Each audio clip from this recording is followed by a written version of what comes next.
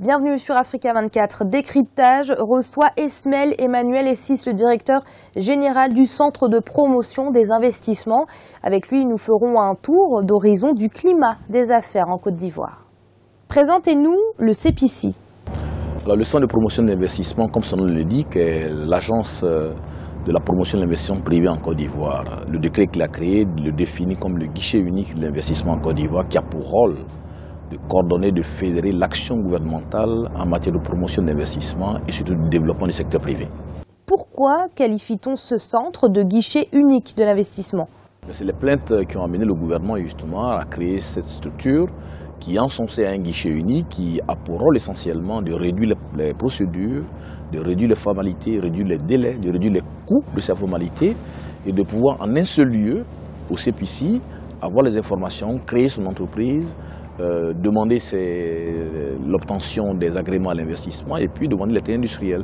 C'est là le projet que nous avons justement qui est en cours. Guichet unique, pourtant certains opérateurs économiques se plaignent de la durée de certaines procédures. C'est le cas aujourd'hui, créer une entreprise c'est moins de 24 heures. Aujourd'hui, donc au CEPICI, nous avons regroupé l'ensemble des administrations concernées par cette opération, donc l'administration fiscale, le registre de commerce, c'est-à-dire le tribunal de commerce, et puis la Caisse nationale de prévoyance sociale, qui a donc envoyé leur cadre au guichet unique et qui traite l'opération. Et quand vous déposez donc vos dossiers le matin, mais le lendemain, vous avez l'ensemble des documents qu'il vous faut pour réaliser et exercer votre activité. Quel est le potentiel de la Côte d'Ivoire en matière d'investissement? Le potentiel est énorme. Le PND s'évalue à 22 milliards de dollars, donc 60% sont réservés au privé. Nous sommes en train de faire l'évaluation du PND 2012-2014. On va refaire le 2015-2020. Il va s'évaluer certainement à un peu plus encore. Le potentiel, il est énorme et il se chiffre justement en dizaines de milliards de dollars. Quels sont les mécanismes qui ont été créés par le CEPICI pour favoriser l'investissement en Côte d'Ivoire? Alors la première tâche pour nous a été d'abord de donner des instruments. L'instrument, c'est l'État qui nous les a créés, c'est le code des investissements. Donc nous avons pour rôle de pouvoir gérer ce code des investissements, le faire vivre. L'État nous impose donc en 21 jours de pouvoir donner donc tous les arrêtés qu'il faut à l'investisseur pour pouvoir bénéficier du code des investissements. Premier mécanisme. Deuxième élément, nous avons créé une plateforme pour que l'investisseur puisse réaliser ses formalités de création d'entreprise en moins de 24 heures. Ça c'est fait. Troisième plateforme, nous avons une plateforme qui permet à l'investisseur d'avoir les informations dont il a besoin pour asseoir sa décision. Et enfin, nous avons des activités que nous réalisons, tant une promotion de l'investissement dans tel secteur, de manière sectorielle, ou alors nous avons le grand forum ici 2014 que nous avons réalisé, le prochain en 2016. Donc nous avons entre les deux activités des forums que nous organisons ou auxquels nous assistons ou nous participons comme celui-là, pour permettre aux investisseurs de tous s'informer sur la potentialité. Comment jugez-vous le climat des affaires en Côte d'Ivoire? Je dirais que le climat s'est amélioré. Ça, c'est un fait, le climat s'est amélioré. On a encore du chemin à faire et on continue de le faire, on y croit.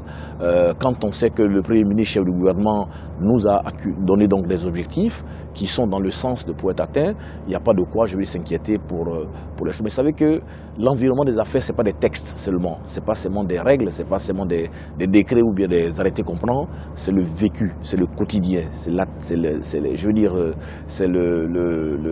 pensée des gens, le comportement des gens. Et ça, c'est des hommes. Et quand c'est des hommes, ça ne met pas 2 jours, 3 jours. C'est avec le temps, avec l'éducation, avec la promotion, avec l'information, avec la sensibilisation, que les textes se concordent avec l'attitude des hommes.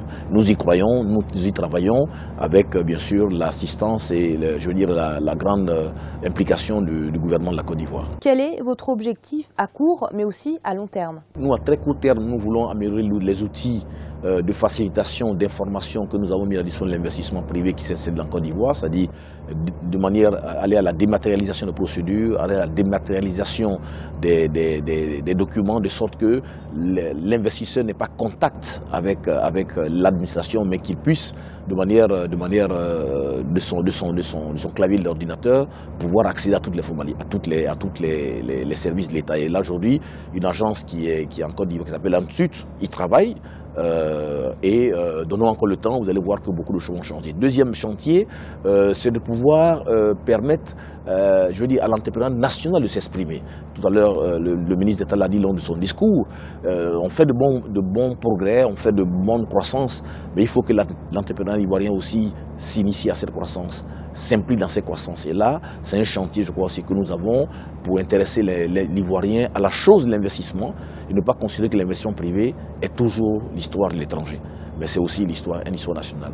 Dernier chantier, c'est pour permettre aussi d'être encore plus performant parce que nous arrivons dans un niveau de, je dirais, d'activité qui doit nous amener à être plus exigeants dans ce que nous faisons, avoir de la compétence certaine et pouvoir répondre de plus en plus aux exigences nombreuses, je dis, qui se font face à nos investisseurs qui arrivent nombreux en Côte d'Ivoire.